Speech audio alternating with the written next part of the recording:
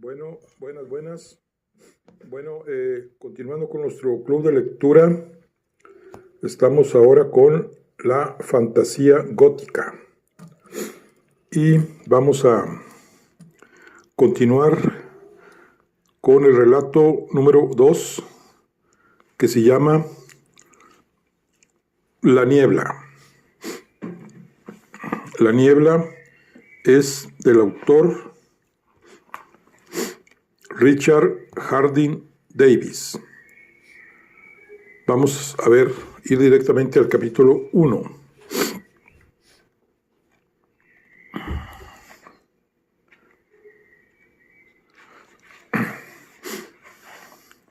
Se llama En la niebla. Richard Harding Davis, capítulo 1. El Grill es el club de más difícil acceso del mundo. Ser incluido en sus listas distingue al nuevo miembro tanto como si hubiera recibido una vacante en la Orden Garter o hubiera sido caricaturizado por Vanity Fairs. Los hombres que pertenecen al Grill Club nunca mencionan este hecho.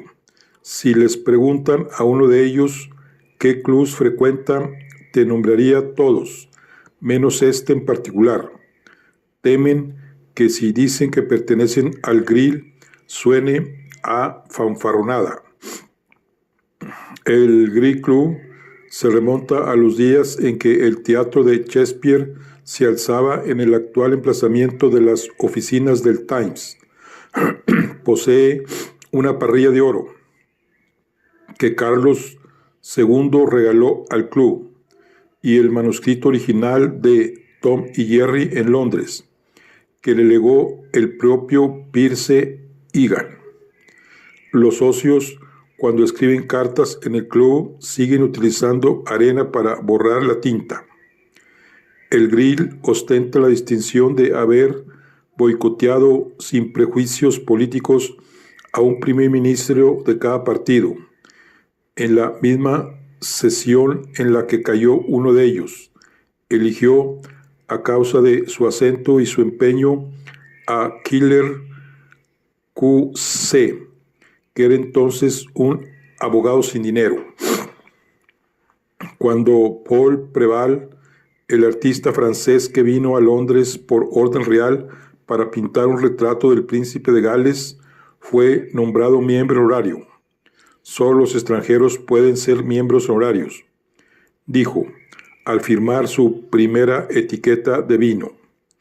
Preferiría ver mi nombre en ella que en un cuadro de Louvre, a lo que Killer comentó. Eso es un gran cumplido, porque los únicos hombres que pueden leer sus nombres en el Louvre hoy en día han muerto hace 50 años. La noche después de la gran niebla de 1897 había 5 miembros en el club, 4 de ellos ocupados con la cena y uno leyendo frente a la chimenea. El club tiene una sola sala y una larga mesa. En el otro extremo de la sala, el fuego de la parrilla fulge vivamente, y cuando cae la grasa arde en llamas, y en el opuesto hay un amplio ventanal de cristales de diamante que da a la calle. Los 4 comensales no se conocían entre sí, pero mientras picoteaban los huesos asados y sorbían su whisky con soda, conversaban con una animación tan encantadora que un visitante del club que no tolera las visitas los habría considerado como antiguos amigos de largo tiempo. Ciertamente no como ingleses que se habían encontrado por primera vez y sin la forma de una presentación formal. Pero es etiqueta y tradición del Grill que quien quiera que entre en él debe hablar con quien quiera que encuentre ahí. Para hacer cumplir esta regla no hay más que una larga mesa, y tanto si hay 20 hombres en ella como si hay 2, los camareros, cumpliendo la regla, los colocan uno al lado del otro. Por esta razón, Los 4 desconocidos que cenaban estaban sentados juntos, con las velas dispuestas a su alrededor, y la larga longitud de la mesa abriendo un camino blanco a través de la penumbra exterior. Repito, dijo el caballero de la perla negra, que ya han pasado los días de las aventuras románticas y los actos de insensata audacia, y que la culpa es nuestra. Yo no considero aventura los viajes al polo. Ese explorador africano, el joven Chetney, que apareció ayer después de que se le hubiera considerado muerto en Uganda, no hizo nada aventurero. Hizo mapas y exploró las fuentes de los ríos. Estuvo en peligro constante, pero la presencia del peligro no constituye una aventura. Si así fuera, el químico que estudia explosivos de gran potencia o que investiga venenos mortales pasa por aventuras a diario. No, las aventuras son para los aventureros, pero uno ya no se aventura. Su espíritu ha muerto por inercia. Nos hemos vuelto demasiado prácticos, demasiado justos y, sobre todo, demasiado sensatos. En esta sala, por ejemplo, los miembros de este club han discutido a punta de espada la correcta medición de una de las coplas de Pope por un asunto de tanto peso como un borgaña derramado sobre el puño de un caballero. 10 hombres lucharon a través de esta mesa, cada uno con su estoque en una mano y una vela en la otra. Los 10 resultaron heridos. La cuestión del Borgoña derramado solo concernía a 2 de ellos. Los otros 8 se comprometieron porque eran hombres de espíritu. Eran de hecho los primeros caballeros del día. Esta noche, si derramara Borgoña sobre mi puño, si incluso me insultaras groseramente, estos caballeros no considerarían que les incumbiera meterse unos a otros. Nos separarían y mañana por la mañana comparecerían como testigos contra nosotros en Bow Street. Tenemos aquí esta noche, en las personas de Sir Andrés y yo, una ilustración de cómo han cambiado las costumbres. Los hombres que rodeaban la mesa se volvieron y miraron hacia el caballero que estaba frente a la chimenea. Era una persona mayor y algo corpulenta, con un semblante amable y arrugado, que mostraba continuamente una sonrisa de confianza y bondad, casi infantil. Era un rostro que los grabados ilustrados habían hecho íntimamente familiar. Sostenía un libro a cierta distancia de él, como para ajustar la vista, y fruncía las cejas con interés. Si estuviéramos en el siglo XVIII, continuó el caballero de la perla negra, y Sir Andrés intentara abandonar el club esta noche, lo ataría, lo amordazaría y lo arrojaría dentro de una silla de manos. La guardia no intervendría. Los transeúntes le pisarían los talones. Mis matones y rufianes a sueldo lo llevarían a algún lugar solitario donde lo vigilaríamos hasta la mañana siguiente. Nada saldría de ello, excepto una reputación añadida para mí como caballero de espíritu aventurero y posiblemente un ensayo en el Tidler con estrella titulado, digamos, El presupuesto y el baronet. Pero, ¿con qué fin, señor?, preguntó el más joven de los miembros. ¿Y por qué Sir Andrés, de entre todas las personas, por qué lo eligió para esta aventura? El caballero de la perla negra se encogió de hombros. Le impediría hablar en la Cámara esta noche. El proyecto de ley de aumento de la Marina añadió sombríamente, es una medida del gobierno, y Sir Andrés habla en su favor, y es tan grande su influencia y tan grande su número de seguidores, que si lo hace, el caballero rió con pesar, si lo hace, saldrá adelante. Si yo tuviera el espíritu de los antepasados, exclamó, traería cloroformo de la farmacia más cercana y lo drogaría en esa silla. Lo metería inconsciente en un coche y lo mantendría prisionero hasta el amanecer. Si lo hiciera, ahorraría al contribuyente británico el costo de otros 5 acorazados, muchos millones de libras. Los caballeros se volvieron de nuevo y observaron al baronet con renovado interés. El miembro honorario del Grill, cuyo acento ya le había delatado como americano, rió suavemente. Mirándolo ahora dijo, uno no adivinaría que estaba profundamente preocupado por los asuntos de Estado. Los demás asintieron en silencio. No ha levantado los ojos de ese libro desde que entramos, añadió el más joven. Seguramente no tiene intención de hablar esta noche. Oh, sí, hablará, murmuró malhumorado el de la perla negra. Durante estas últimas horas de la sesión, la Cámara sesiona tarde, pero cuando el proyecto de ley de la Marina llegue a su tercera lectura, él estará en su lugar y lo aprobará. El cuarto miembro, un caballero corpulento y florido de aspecto un tanto deportivo, con una chaqueta corta de fumar y corbata negra, suspiró con envidia. Imagínese a uno de nosotros tan tranquilo, si supiera que tiene que levantarse dentro de una hora y soltar un discurso en el Parlamento. Yo mismo me sentiría muy mal. Sin embargo, está tan entusiasmado con ese libro que está leyendo como si no tuviera nada por delante hasta la hora de acostarse. Sí, miren qué ansioso está, susurró el miembro más joven. Ni siquiera ahora levanta los ojos cuando pasa las páginas.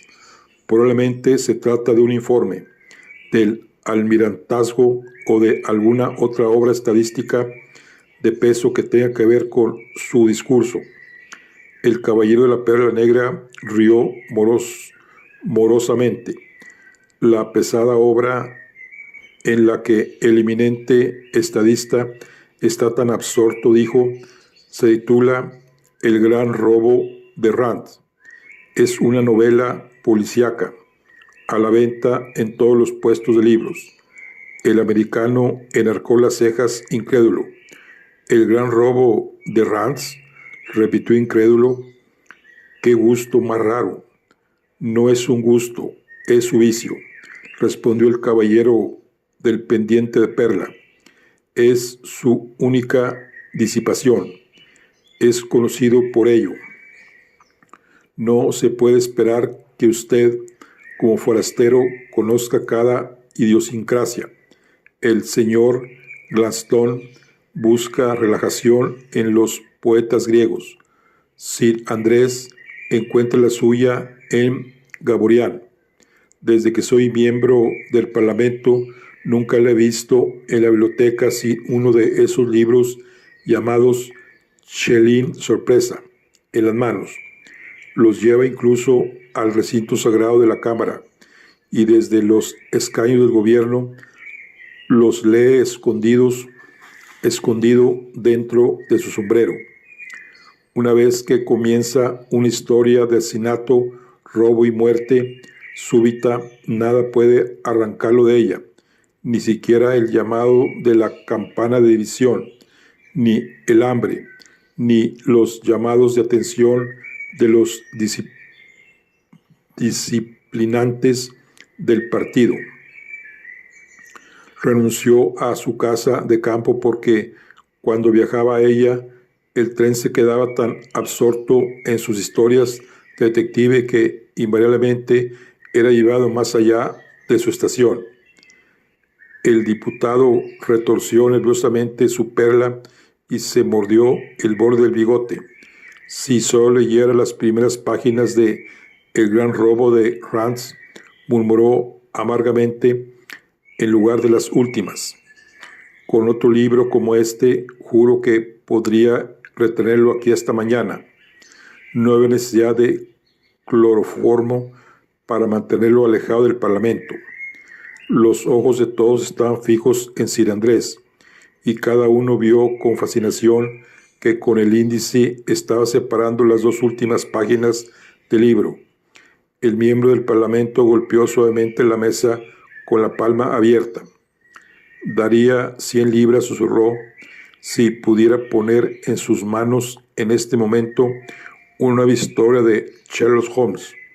1000 libras, añadió descontroladamente. 5000 libras. El americano observó secamente al orador, como si las palabras tuvieran para él una aplicación especial, y luego, ante una idea que al parecer acaba de ocurrírsele, sonrió muy avergonzado. Sir Andrés dejó de leer, pero como si siguiera bajo la influencia del libro, se sentó con la mirada perdida frente al fuego. Durante un breve espacio de tiempo nadie se movió, hasta que el baronet retiró los ojos y con un repentino sobresalto buscó ansiosamente su reloj. Lo observó con impaciencia y se puso en pie. La voz del americano rompió instantáneamente el silencio con un acento agudo y nervioso. Sin embargo, el mismísimo Sherlock Holmes gritó: «No ha podido descifrar el misterio que esta noche desconcierta a la policía de Londres». Ante estas inesperadas palabras, que tienen algo del tono de un desafío, los caballeros que estaban alrededor de la mesa se sobresaltaron, tan súbitamente como si el americano hubiera disparado una pistola al aire, y Sir Andrés se detuvo bruscamente y se quedó observándole con gran sorpresa. El caballero de la perla negra fue el primero en recuperarse.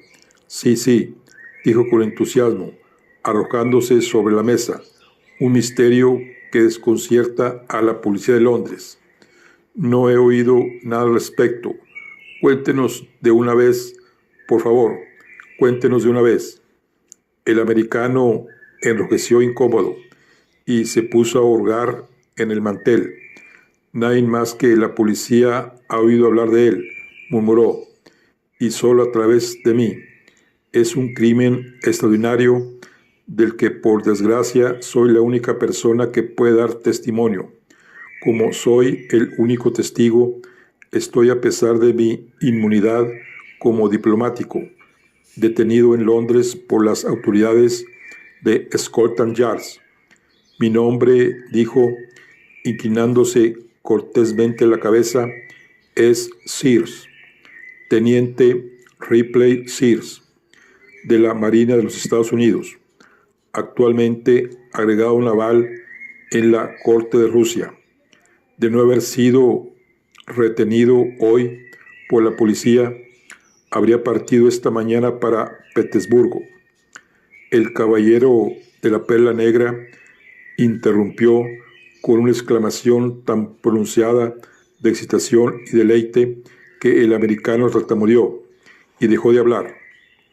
«Oiga, señor Andrés», gritó con júbilo el miembro del Parlamento, «un diplomático norteamericano detenido por nuestra policía porque es el único testigo de un crimen muy notable.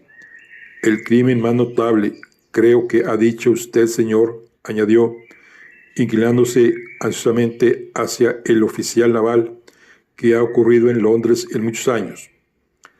El americano movió la cabeza en señal de asentimiento y miró a los otros dos miembros. Le miraban dubitativos y el rostro de cada uno de ellos mostraba que estaba muy perplejo.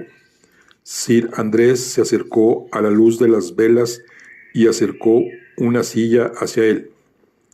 «El delito debe ser excepcional», dijo, para justificarse que la policía interfiriera con un representante de una potencia amiga.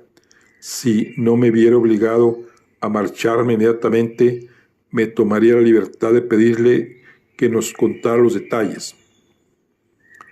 El caballero de la perla empujó la silla hacia Sir Andrés y le indicó que se sentara. «No puede dejarnos ahora», exclamó. «El señor Sir está a punto de hablarnos de este notable crimen». Asintió enérgicamente al oficial de la Marina, y el americano, tras echar una primera mirada dubitativa hacia los sirvientes que se encontraban en el extremo opuesto de la sala, se inclinó hacia adelante sobre la mesa. Los demás acercaron sus sillas y se inclinaron hacia él. El baronet miró irresoluto su reloj y con una exclamación de fastidio bajó después la tapa. «Pueden esperar», murmuró. Se sentó rápidamente y saludó con la cabeza al teniente Sears. «Si es tan amable de empezar, señor», dijo impaciente. «Por supuesto», dijo el americano. «Y usted comprende que yo comprendo que estoy hablando con caballeros. Las confidencias de este club son inviolables. Hasta que la policía dé a conocer los hechos a la prensa pública, debo considerarles a ustedes mis confederados. No han oído nada, no conocen a nadie relacionado con este misterio. Incluso yo debo permanecer en el anonimato». Los caballeros sentados a su alrededor asintieron gravemente. «Por supuesto», asintió el baronet con impaciencia. «Por supuesto». «Nos referiremos a ella», dijo el caballero de la perla negra, «como la historia del agregado naval».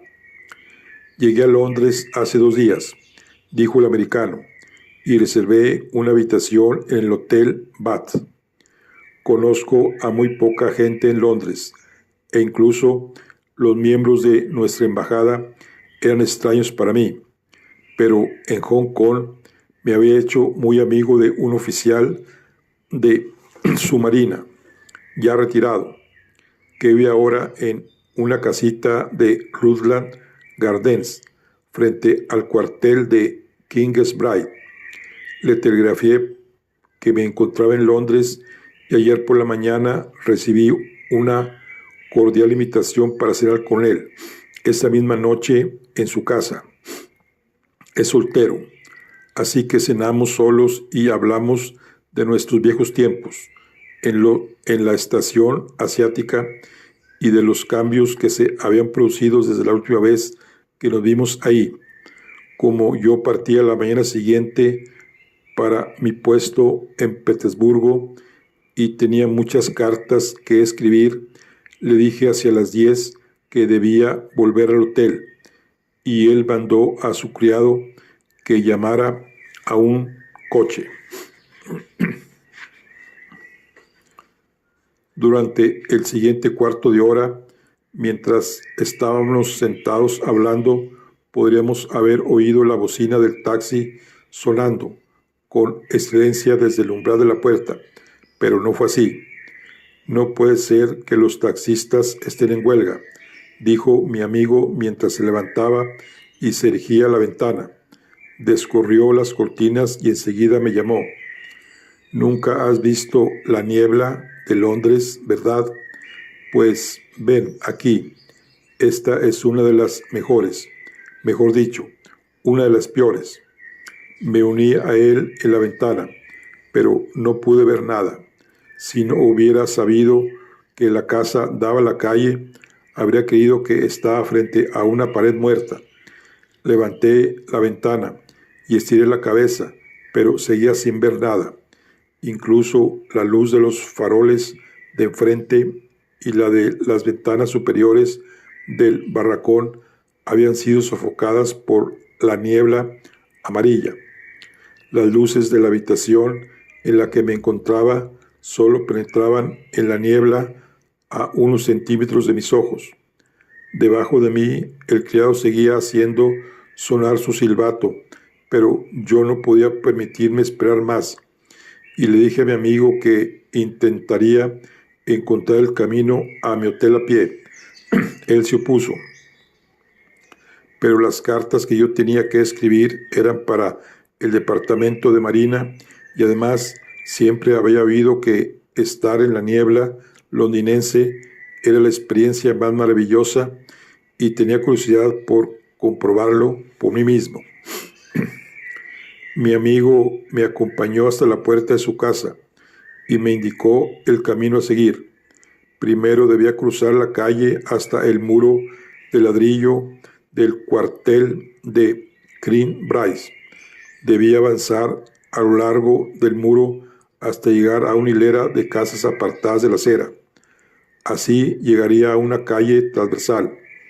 Al otro lado de esta estaba la calle, había una hilera de tiendas que debía seguir hasta que se unieran a la verja de hierro de Hyde Park. Debía mantenerme pegado a la barandilla hasta llegar a las puertas del Hyde Park Corner, donde debía cruzar Piccadilly en diagonal y virar hacia la barandilla de Green Park. Al final de estas barandillas, en dirección este, encontraría al Washington y mi propio hotel. Para un marino, el camino no parecía difícil, así que le di las buenas noches a mi amigo y avancé hasta que mis pies tocaron el pavimento. Continué por él hasta llegar al bordillo de la acera. Unos pasos más y mis manos tocaron la pared del barracón. Me volví en la dirección de la que acaba de venir y vi un cuadrado de luz tenue recortado en la niebla amarilla. Grité: «Muy bien». Y la voz de mi amigo respondió: «Buena suerte». La luz de su puerta abierta desapareció con un chasquido y me quedé solo en una oscuridad amarillenta y goteante. Llevo 10 años en la Marina, pero nunca había conocido una niebla como la de anoche, ni siquiera entre los icebergs del mar de Bering. Ahí al menos se podía ver la luz de la bitácora, pero anoche ni siquiera pude distinguir la mano con la que guiaba por la pared del barracón. En el mar, la niebla es un fenómeno natural. Es tan familiar como el arco iris que sigue a una tormenta. Es tan propio que una niebla se extiende sobre las aguas como que salga vapor de una tetera. Pero una niebla que brota de las calles pavimentadas, que se extiende entre las sólidas fachadas de las casas, que obliga a los taxis a circular a media velocidad, que ahoga a los policías y apaga las luces eléctricas del Music Hall, eso para mí es incomprensible. Está tan fuera de lugar como un maremoto de Broadway. Mientras me abría paso a lo largo del muro, me encontré con otros hombres que venían en dirección contraria, y a cada saludo me apartaba del muro para dejarles sitio para pasar. Pero la tercera vez que lo hice, cuando extendí la mano, la pared había desaparecido, y cuando más me movía para encontrarla, más parecía hundirme en el espacio. Tuve la desagradable convicción de que en cualquier momento podría caer por un precipicio. Desde que había salido no había oído tráfico en la calle, y ahora, aunque escuchara durante algunos minutos, solo pude distinguir las ocasionales pisadas de los peatones.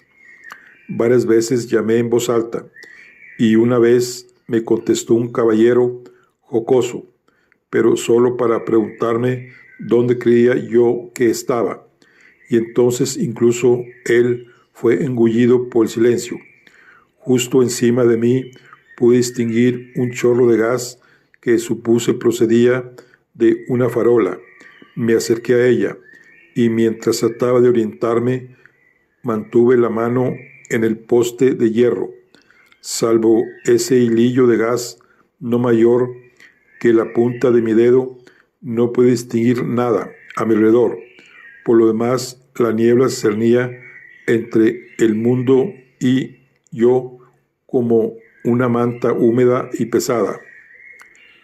Oía voces, pero no podía decir de dónde venían, y el roce de un pie que se movía cautelosamente o un grito ahogado cuando alguien tropezaba eran los únicos sonidos que llegaban hasta mí.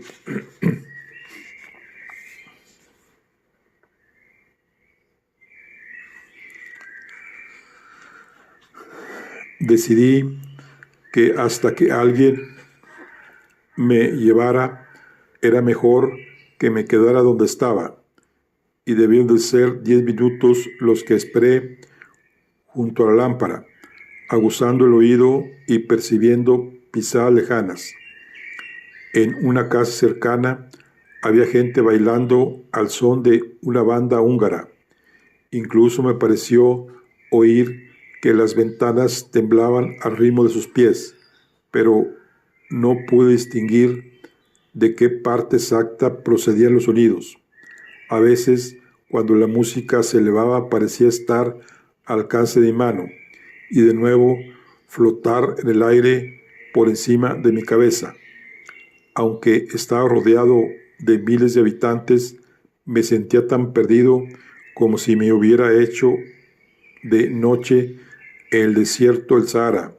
No parecía haber razón para esperar más tiempo a un transporte, así que me puse de nuevo a caminar y enseguida me topé con una valla baja de hierro. Al principio creí que se trataba de la barandilla de una zona, pero al seguirla descubrí que se extendía a lo largo de una gran distancia y que estaba interrumpida por puertas a intervalos regulares. Estaba yo de pie, inseguro, con la mano en una de ellas, cuando de pronto se abrió en la noche un cuadrado de luz y en él vi como se ve una imagen proyectada por un proyector en un teatro a oscuras a un joven caballero en traje de noche y detrás de él las luces de un salón. Adiviné por su elevación y distancia de la acera que esta luz debía provenir de la puerta de una casa apartada de las calles, y decidí acercarme a ella y pedirle al joven que me dijera dónde estaba. Pero al tantear la cerradura de la puerta, agaché instintivamente la cabeza, y cuando volví a levantarla, la puerta se había cerrado parcialmente, dejando solo un estrecho rayo de luz. No podía saber si el joven había vuelto a entrar en la casa o si la había abandonado, pero me apresuré a abrir la verja y al dar un paso adelante me encontré en un camino de asfalto. En el mismo instante se oyeron pasos rápidos por el sendero y alguien pasó corriendo junto a mí. Le llamé, pero no respondió, y oí el chasquido de la puerta y los pasos que se alejaban por la acera. En otras circunstancias, la descortesía del joven y su temeridad al precipitarse tan apresuradamente a través de la niebla me habrían parecido extrañas, pero la niebla lo distorsionaba todo de tal modo que en aquel momento no reporté en ello. La puerta seguía como la había dejado, parcialmente abierta.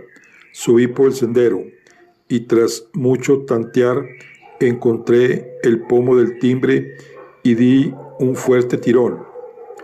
El timbre resonó desde una gran profundidad y distancia, pero no se produjo ningún movimiento desde el interior de la casa, y aunque tiré del timbre una y otra vez, no pude oír nada, salvo el goteo de la humedad de la niebla a mi alrededor.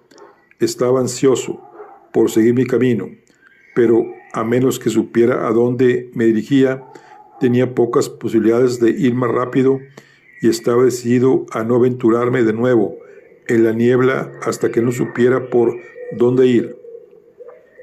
Así que empujé la puerta y entré en la casa. Me encontré en un vestíbulo largo y estrecho, con puertas que se abrían a ambos lados. Al final de la sala había una escalera con una balaustrada que terminaba en una amplia curva. La balaustrada estaba cubierta de pesadas alfombras persas y también las paredes del vestíbulo. La puerta de la izquierda estaba cerrada, pero la de la derecha estaba abierta, y al acercarme a ella vi que era una especie de sala de recepción o de espera, y que estaba vacía. La puerta de abajo también estaba abierta, y con la idea de que seguramente encontraría a alguien allí, seguí caminando por el pasillo. Iba vestido de noche y me pareció que no tenía aspecto de ladrón, por lo que no temí que si me encontraba con alguno de los habitantes de la casa, me disparara en cuanto me viera. La segunda puerta del vestíbulo daba a un comedor. También estaba vacío. Una persona había estado cenando en la mesa, pero el mantel no había sido retirado y una vela mellada dejaba ver copas de vino a medio llenar y cenizas de cigarrillos. La mayor parte de la habitación estaba en completa oscuridad. Para entonces ya era consciente de que vagaba por una casa extraña y de que aparentemente estaba solo en ella. El silencio del lugar empezó a poner a prueba mis nervios y, presa de un pánico repentino e inexplicable, salí a la calle. Pero al volverme, vi a un hombre sentado en un banco que la curva de la balaustrada me había ocultado. Tenía los ojos cerrados y dormía profundamente. El momento anterior me había desconcertado porque no veía a nadie, pero al ver a este hombre me desconcerté mucho más. Era un hombre muy grande, de estatura gigantesca, con una larga cabellera amarilla que le colgaba por debajo de los hombros. Iba vestido con una camisa de seda roja que ceñía a la cintura y colgaba por fuera de unos pantalones de terciopelo negro que a su vez se embutían en unas botas negras altas. Reconocí enseguida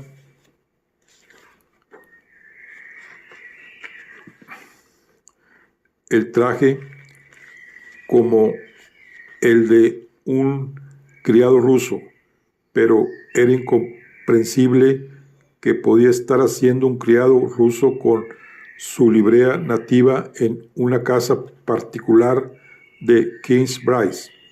Avancé y toqué al hombre en el hombro.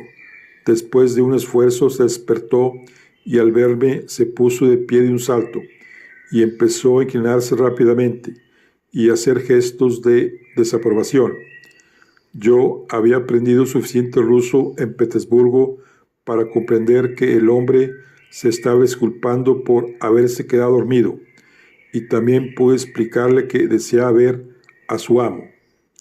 Asintió enérgicamente y dijo: «¿Vendrá su excelencia por aquí?» «La princesa está aquí». Distinguí claramente la palabra princesa y me sentí bastante avergonzado. Había pensado que sería bastante fácil explicar mi intrusión a un hombre, pero cómo lo sería una mujer era otra cosa, y mientras le seguía por el pasillo me sentí algo desconcertado. Mientras avanzábamos, se dio cuenta de que la puerta principal estaba abierta, y con una exclamación de sorpresa se apresuró hacia ahí y la cerró. Luego golpeó 2 veces la puerta de lo que aparentemente era el salón. Al no obtener respuesta, golpeó de nuevo y tímidamente, encogiendo de hombros, abrió la puerta y entró. Se retiró de inmediato y me miró estúpidamente sacudiendo la cabeza. No está ahí, dijo. Permaneció un momento con la mirada perdida a través de la puerta abierta y luego corrió hacia el comedor. La solitaria vela que aún ardía ahí pareció asegurarle que la habitación también estaba vacía. Regresó y me hizo una reverencia hacia el salón. Está arriba, dijo. Informaré a la princesa de la presencia de su excelencia. Antes de que pudiera detenerlo, dio media vuelta y subió corriendo la escalera, dejándome solo ante la puerta abierta del salón. Decidí que la aventura había ido demasiado lejos, y si hubiera podido explicarle a Russo que me había perdido en la niebla y que solo quería volver a la calle, habría abandonado la casa en el acto. Por supuesto, cuando toqué por primera vez el timbre de la casa, no esperaba otra cosa que la respuesta de una doncella que me indicara el camino. Ciertamente no podía prever entonces que molestaría a una princesa rusa en su tocador o que podría ser expulsado por su atlético guardaespaldas. Sin embargo, pensé que no debería abandonar la casa sin disculparme y, en el peor de los casos, mostrar mi tarjeta. Difícilmente ellos querían que un miembro de una embajada tuviera miras sobre el perchero. La habitación de la que me encontraba estaba débilmente iluminada, pero pude ver, al igual que el vestíbulo, estaba cubierto de pesadas alfombras persas. Los rincones estaban llenos de palmeras y en el aire se percibía el inconfundible olor de los cigarrillos rusos y extraños aromas secos que me transportaron a los bazares de Vladimirskov. Cerca de las ventanas delanteras había un piano de cola y en el otro extremo de la sala un biombo de madera negra, muy tallada y adornada con marfil. El biombo estaba cubierto por un dosel de seda y formaba una especie de alcoba.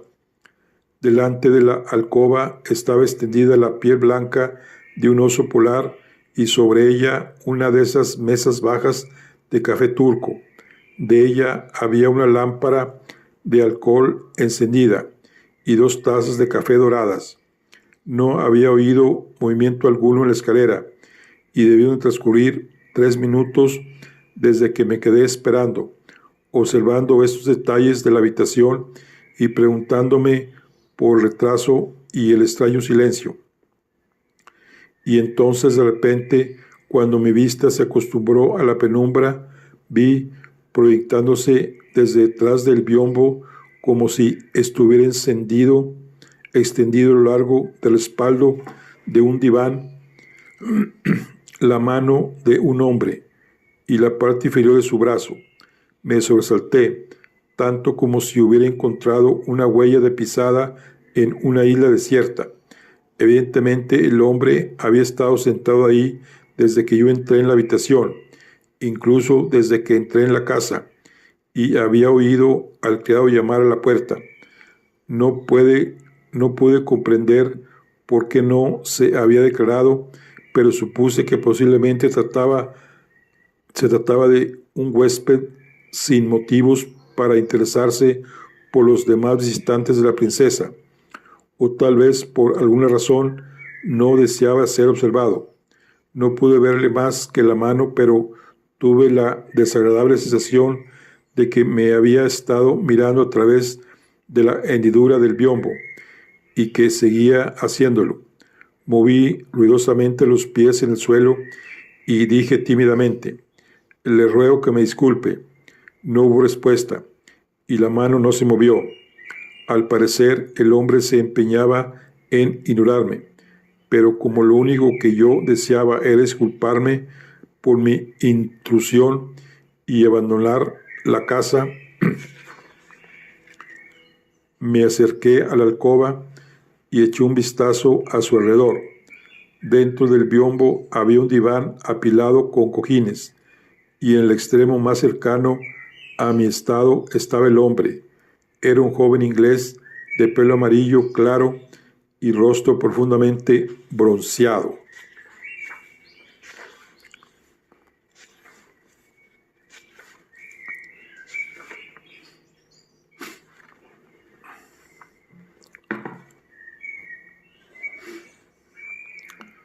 Estaba sentado con los brazos extendidos a lo largo del respaldo del diván y la cabeza apoyada en un cojín. Su actitud era totalmente relajada, pero tenía la boca abierta y una expresión de horror en los ojos. A primera vista estaba completamente muerto. Por un instante me sobresalté, demasiado como para reaccionar, pero en el mismo instante me convencí de que el hombre no había muerto por accidente, que no había muerto por un fallo ordinario de las leyes de la naturaleza. La expresión de su rostro era demasiado terrible para ser malinterpretada. Hablaba tan elocuentemente como si fuesen palabras. Mostraba que antes de que llegara el final había visto cómo se acercaba y le amenazaba la muerte. Estaba tan seguro de que había sido asesinado que instintivamente busqué el arma en el suelo y al mismo tiempo, preocupado por mi propia seguridad, miré rápidamente detrás de mí, pero el silencio de la casa continuaba sin interrupciones. He visto un gran número de muertes. Estuve en la estación asiática durante la guerra entre Japón y China. Estuve en Port Arthur después de la masacre. Así que un hombre muerto por la sola razón de que está muerto no me repugna. Y aunque sabía que no había esperanza de que este hombre estuviera vivo, aún así, por decencia, le tomé el pulso. Y mientras mantenía los oídos atentos a cualquier sonido procedente de los pisos superiores al mío, le abrí la camisa y puse la mano sobre su corazón. Mis dedos tocaron al instante el orificio de una herida y al retirarlos los encontré húmedos de sangre. Llevaba un traje de noche y en el amplio pecho de su camisa encontré una estrecha hendidura, tan estrecha que en la penumbra apenas se distinguía. La herida no era más ancha que la hoja más pequeña de una navaja de bolsillo, pero cuando le quité la camisa del pecho y le dejé desnudo, descubrí que el arma, por estrecha que fuera, había sido lo bastante larga como para alcanzar el corazón. No hace falta que les diga lo que sentí mientras permanecía junto al cuerpo de aquel muchacho, pues apenas era mayor que un adolescente, ni los pensamientos que me vinieron a la cabeza. Me sentía amargamente apenado por aquel desconocido, amargamente indignado por asesino, y al mismo tiempo egoístamente preocupado por mi propia seguridad y por la notoriedad que seguiría. Mi instinto me impulsaba a dejar el cuerpo donde yacía y esconderme en la niebla, pero también sentía, puesto que una sucesión de accidentes me habían convertido en el único testigo de un crimen, mi deber era ser un buen testigo y ayudar a esclarecer los hechos de este asesinato. El hecho de que pudiera tratarse de un suicidio y no de un asesinato no me perturbó ni un instante. El hecho de que el arma hubiera desaparecido y la expresión del rostro del muchacho bastaron para convencerme de que él no había provocado su propia muerte. Juzgué, por lo tanto, de la mayor importancia descubrir quién estaba en la casa, o si habían escapado de ella, quién había estado en la casa antes de que yo entrara. Había visto salir de ella a un hombre, pero todo lo que pude decir de él fue que era joven, que vestía traje de noche y que había huido con tanta prisa que no se había detenido a cerrar la puerta tras de sí. Al criado ruso lo había encontrado aparentemente dormido, y a menos que interpretara un papel con suprema habilidad, era un estúpido o ignorante patán y tan inocente del asesinato como yo.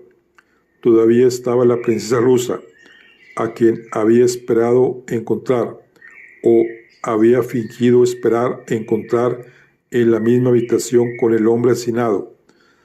Supuse que ahora debía de estar arriba con el criado, o que, sin que él lo supiera, ya había huido de la casa. Cuando recordé su aparente sorpresa al no encontrarla en el salón, esta última suposición me pareció lo más probable.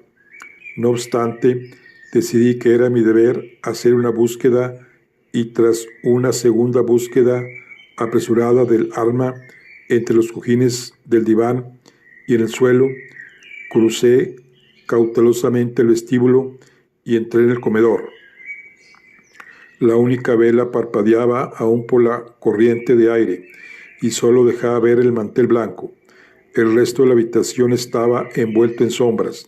Tomé la vela y, levantándola por encima de mi cabeza, me acerqué a la esquina de la mesa.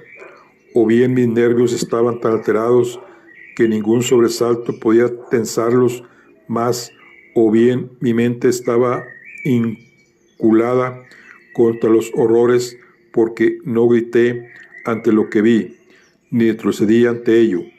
Inmediatamente a mis pies estaba el cuerpo de una hermosa mujer tendida de cuerpo entero en el suelo,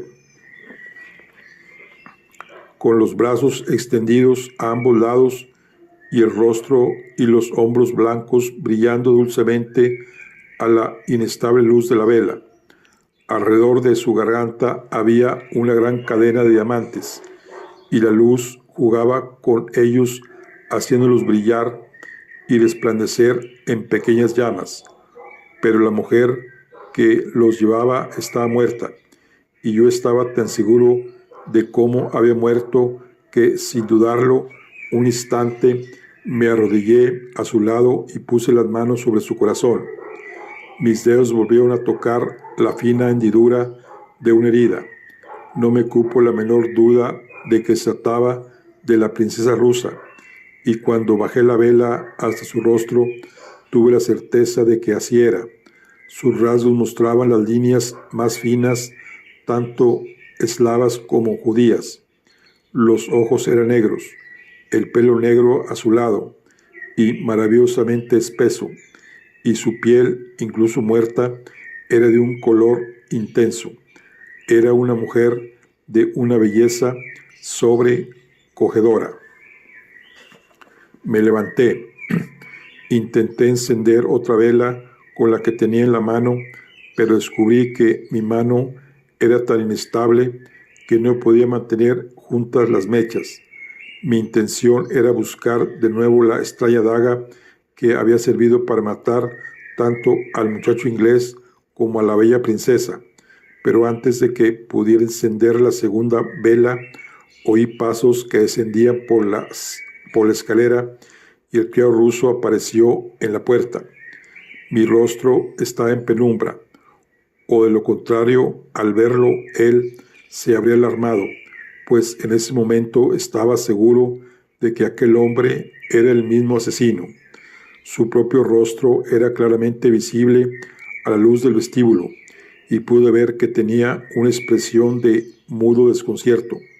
Me acerqué rápidamente a él y le agarré por la muñeca. «No está ahí», dijo. «La princesa se ha ido. Se han ido todos». «¿Quiénes se han ido?», pregunté. «¿Quién más ha estado aquí?». «Los dos ingleses», dijo. «¿Qué dos ingleses?», pregunté. «¿Cómo se llaman?».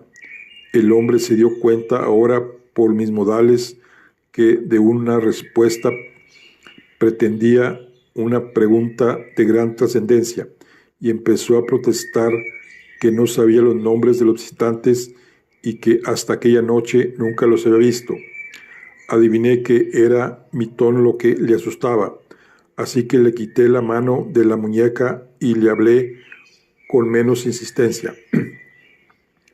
«¿Cuánto tiempo llevaban aquí?», le pregunté. «¿Y cuándo se han ido?». Señaló detrás de él hacia el salón. «Uno se sentó ahí con la princesa», dijo. «El otro vino después de que yo hubiera puesto el café en el salón. Los dos ingleses hablaron y la princesa volvió aquí a la mesa. Se sentó en aquella silla, y yo le llevé coñac y cigarrillos. Luego me senté fuera del banco. Era un día de fiesta y había estado bebiendo. Perdón, Excelencia, pero me quedé dormido. Cuando desperté, Su Excelencia estaba a mi lado, pero la princesa y los dos ingleses se habían ido. Eso es todo lo que sé. Creí que el hombre me decía la verdad. Se le había pasado el susto y ahora parecía desconcertado, pero no alarmado. Debe recordar los nombres de los ingleses, le insistí. Trate de pensar. Cuando los anunció a la princesa, ¿qué nombres le dio? Ante esta pregunta exclamó, complacido y haciéndome una seña.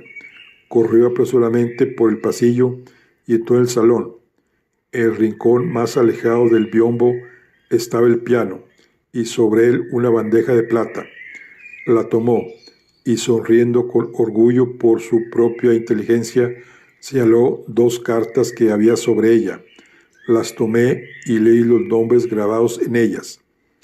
El americano hizo una brusca pausa y miró las caras que le rodeaban. Leí los nombres, repitió. Hablaba con gran desgana. Continúe, gritó bruscamente el baronet. Leí los nombres, dijo el americano con evidente desagrado, y el apellido de cada uno era el mismo. Eran los nombres de 2 hermanos. Uno de ellos es bien conocido por usted. Es el explorador africano de quien este caballero acaba de hablar. Me refiero al conde de Chemay. El otro era el nombre de su hermano, Lord Arthur Chemay. Los hombres de la mesa retrocedieron como si una trampilla se hubiera abierto a sus pies. Lord Chetney, exclamaron a coro, se miraron unos a otros y volvieron a mirar al americano con todas las expresiones de preocupación e incredulidad. «Es imposible», gritó el baronet, «pues mi querido señor, el joven Cherney, llegó ayer de África. Así lo dijeron los periódicos de la tarde».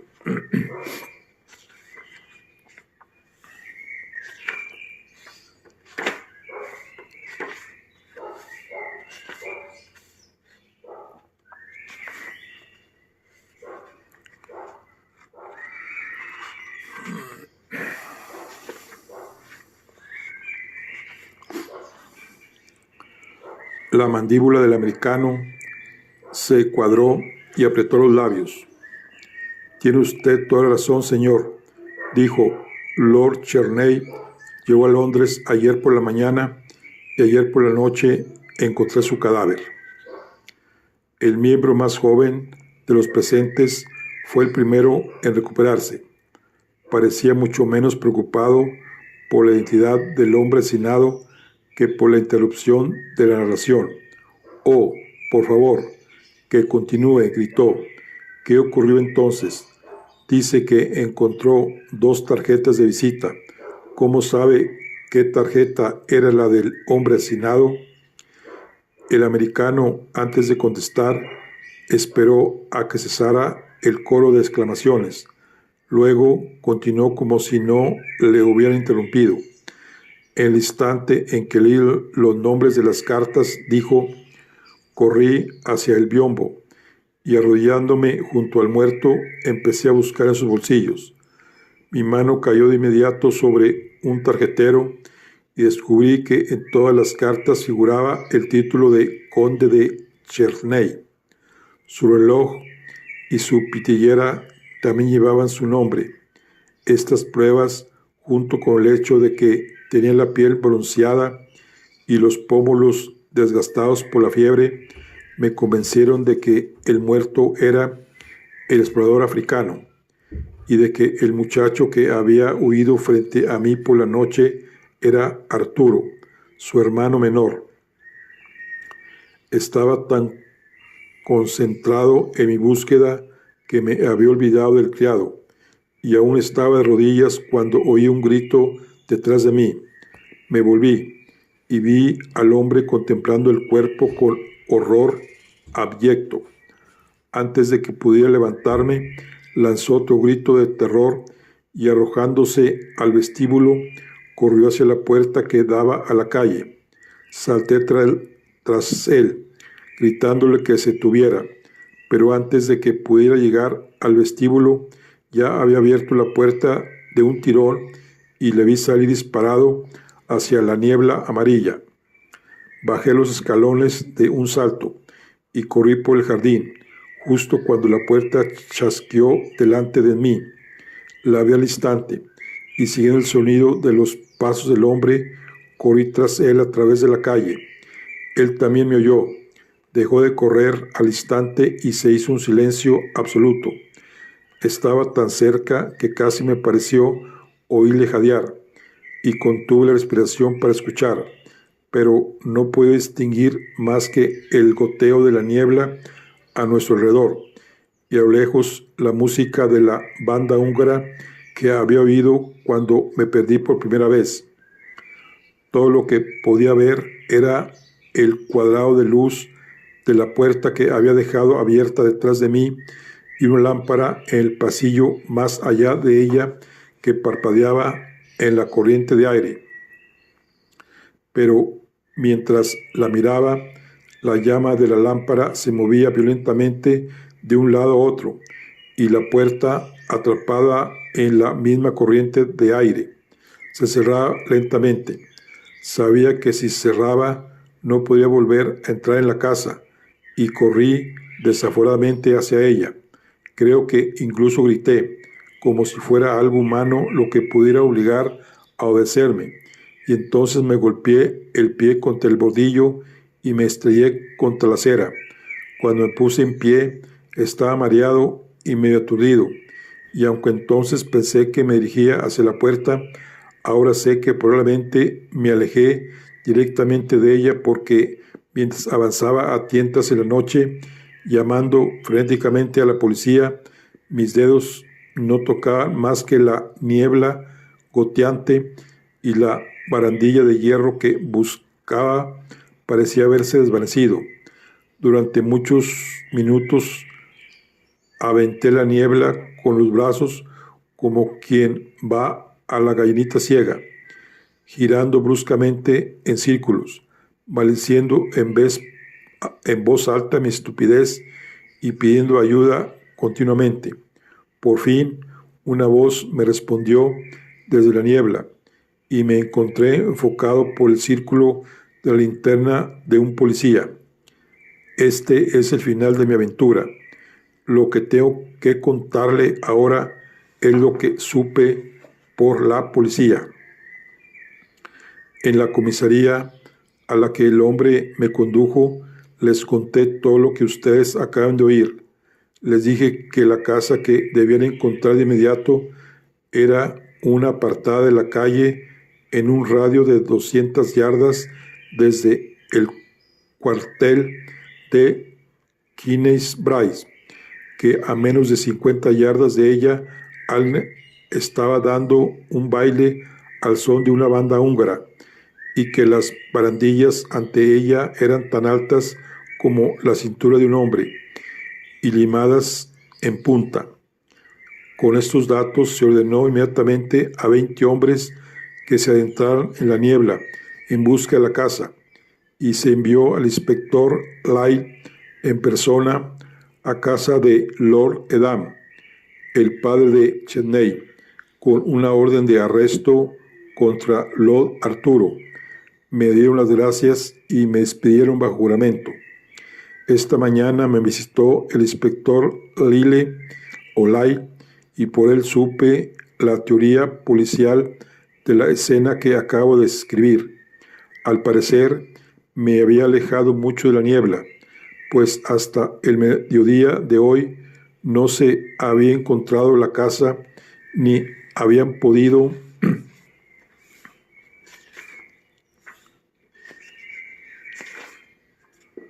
detener a Lord Arturo. Anoche no regresó a casa de su padre y no hay rastro de él.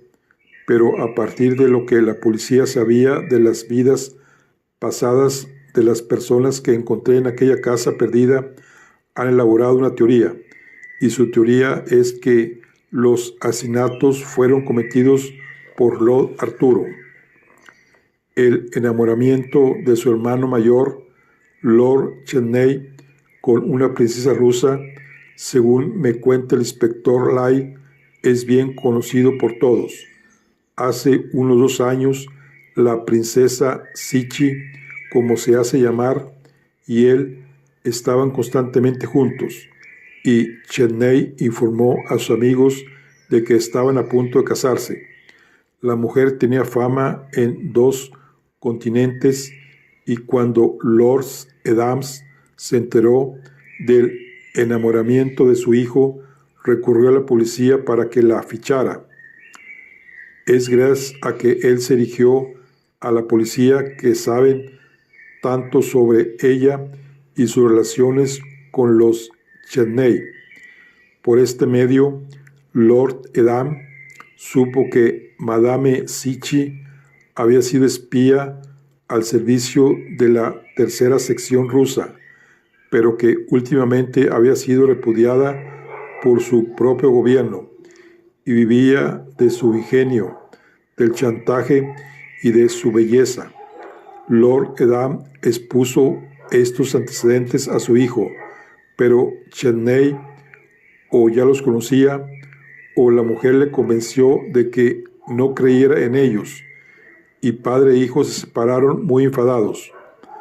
2 días después, el marqués modificó su testamento, dejando todo su dinero al hermano menor, Arturo.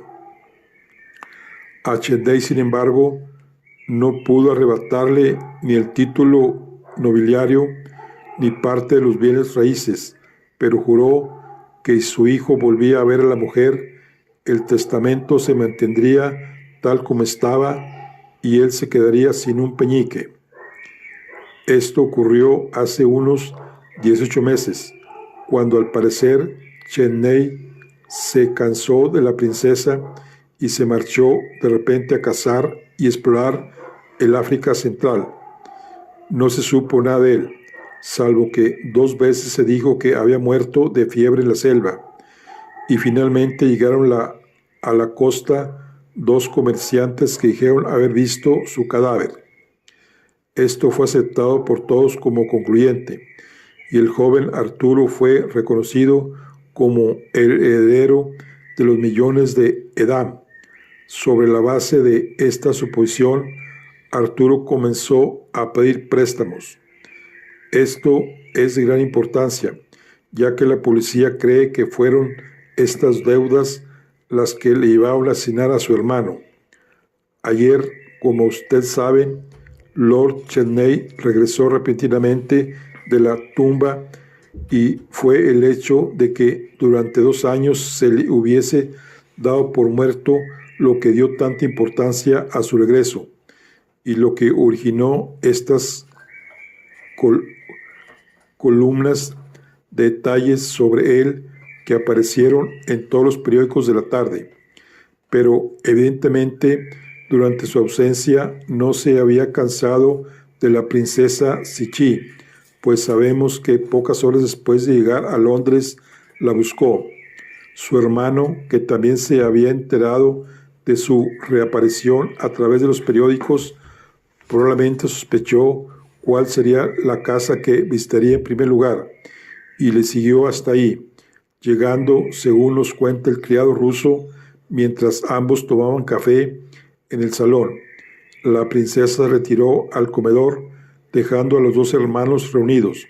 Después, solo es posible conjeturar lo que ocurrió. Lord Arturo sabía que cuando se descubriera que ya no sería el heredero, los prestamistas se le echarían encima. La policía cree que enseguida buscó a su hermano para pedirle dinero para cubrir los gastos de los créditos, pero que, considerando que la suma que necesitaba era de varios cientos de miles de libras, Cheney se negó a dársela. Nadie sabía que Arturo había ido a buscar a su hermano. Estaban solos. Es posible, pues, que en un arrebato de decepción y enloquecido por la desgracia que veía ante sí, el joven Arturo concibiera ser el heredero indiscutible. La muerte de su hermano, sin embargo, no habría servido de nada si la mujer seguía viva. Entonces es posible que cruzara el vestíbulo y con la misma arma que lo convirtió en heredero de Lord Edam, eliminara también al único testigo del asesinato. La única otra persona que pudo haberlo visto dormía con un sopor de borracho, hecho al que sin duda debió su vida. Sin embargo, concluyó el agregado naval, inclinándose hacia adelante y marcando cada palabra con el dedo. Lord Arturo cometió un error fatal. En su precipitación dejó abierta la puerta de la casa, dando así acceso al primer transeúnte, y olvidó que al entrar había entregado su tarjeta al criado. Ese pedazo de papel podría enviarlo a la horca. Mientras tanto, ha desaparecido por completo y en algún lugar en una de los millones de calles de esta gran capital, en una casa cerrada y vacía, yace el cuerpo de su hermano y de la mujer que su hermano amaba, sin ser descubiertos, sin enterrar y con su asesinato sin esclarecer. En la discusión que siguió a la conclusión de la historia del agregado naval, el caballero de la perla no tomó parte. En lugar de ello se levantó y, haciendo señas a un criado que se encontraba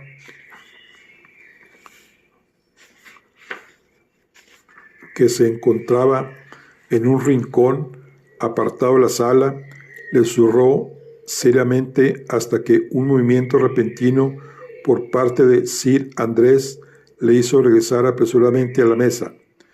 «Hay varios puntos en la historia del señor Sears que quiero que me explique», exclamó. «Siéntese, Sir Andrés», le rogó. «Déjenos tener la opinión de un experto. No me importa lo que piense la policía. Quiero saber lo que piensa usted». Pero Sir Andrés se levantó de mala gana de su silla. «Nada me gustaría más que discutir esto», dijo, «pero es muy importante que me dirija a la cámara. Debería haber estado ahí hace algún rato». Se volvió hacia el criado y le indicó que llamara un coche. El caballero del pendiente de perla miró al agregado naval. «Seguramente hay muchos detalles que no nos ha contado», insistió. «Algunos los ha olvidado». El varón interrumpió rápidamente. «Espero que no», dijo, «porque no podría detenerme a oírlos». «La historia ha terminado», declaró el agregado naval. «Basta hasta que no se arreste al Lord Arturo o se encuentren los cadáveres. No hay nada más que contar, ni de Cherney ni de la princesa Sichi. De Lord Cherney quizá no», interrumpió el caballero de corbata negra y aspecto deportivo, «pero de la princesa Sichi siempre habrá que contar. Conozco suficientes historias sobre ella como para llenar un libro. Era una mujer extraordinaria». El orador dejó caer la puerta del puro en la taza de café y, sacando el estuche del bolsillo, seleccionó uno nuevo. Mientras lo hacía, se rió y levantó el estuche para que los demás pudieran verlo. Era una pitillera normal, de piel de cerdo muy gastada, con un cierre de plata. «La única vez que la vi», dijo, «intentó robarme esto». El varón lo miró atentamente. «¿Intentó robarle?», repitió. «Intentó robarme esto», continuó el caballero de la corbata negra, «y los diamantes de la zarina». Su tono era una mezcla de admiración e injuria. «Los diamantes de la zarina», exclamó el varón. Miró rápida y suspicazmente al orador y luego a los demás que estaban alrededor de la mesa, pero sus rostros no daban muestras de otra emoción que la del interés ordinario. Sí, los diamantes de la zarina, repitió el hombre de la corbata negra. Era un collar de diamantes. Me dijeron que se los llevara al embajador ruso en París, que debía entregarlos en Moscú. Soy mensajero de la reina, añadió.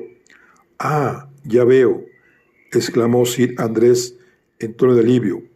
Y dice usted que esta misma princesa Sichi, una de las víctimas de este doble asesinato, intentó robarle esa caja de puros y los diamantes de la zarina, respondió imperturbable el mensajero de la reina.